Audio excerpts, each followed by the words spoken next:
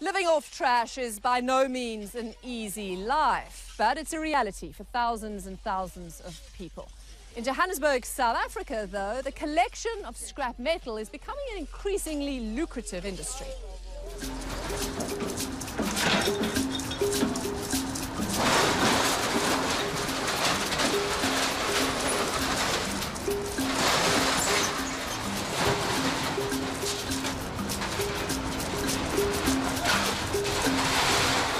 In Johannesburg, we follow a piece of metal.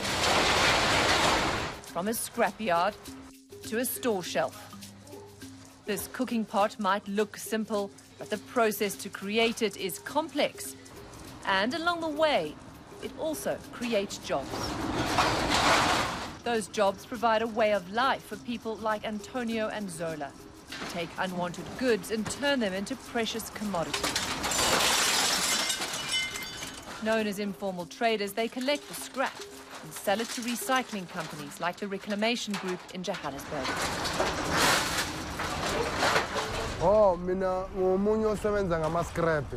I've been working with scrap for the past 3 years. I usually get it from Johannesburg and Mpumalanga. The scrap we've just delivered is from Groblersdal. Scrap is scarce. It's difficult to find, but it helps us make money, so we will continue in order to support our families. If we sold these things here, we're gaining 1,000 a week, or sometimes we come twice a week. We've been in this game for years. So we are getting a small money, but we're able to live our lives, you see, and support our children so that they can able to go to school. Zola gathers scrap from community members in an informal settlement. He pays them the equivalent of 13 US cents per kilogram of scrap metal. The scrap is then sold to the highest bidder, in this case, Reclam Dunswald. The amount of traders that come in per day vary according to the price we pay, but we can deal with anything from between 50 to 400 on a daily basis. And they come in on various size vehicles, some of them in small bakkies, some of them on small trucks, some of them on larger trucks. And we pay anything in the region of around $200 to $250, which is about 1,500 Rand to 2,000 Rand per ton.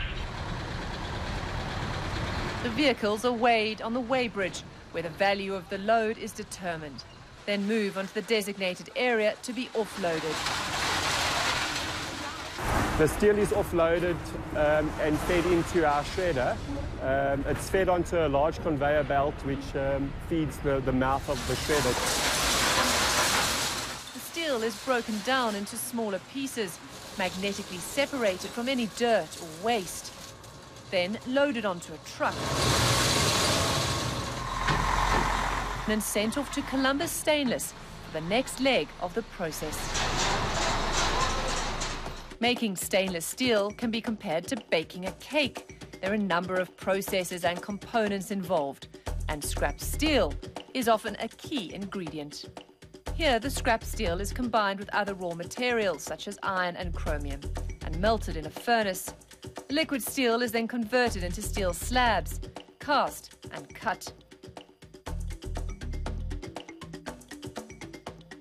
The steel slabs undergo a process called hot rolling, where they are reheated and rescaled, producing coiled material. Then the final touches, ensuring the right surface finish and dimensions of the stainless steel are made. The coils, which include our original scrap, are then shipped to cookware manufacturer Hendler and Hart and made into pots. Finally, a long way from the scrap heap, they end up on a store shelf, ready to be purchased. A simple pot, a complex process, and a way of life for all of those involved. Across Africa, the harsh realities of urban life often contrast with the continent's natural beauty. Well, we've had a show looking at how people turn trash into treasure. Tell us your stories. We're online at cnn.com/Inside Africa. There are links there to our Facebook and Twitter pages. I'm Robin Kerno in Maputo, Mozambique. Thanks for watching.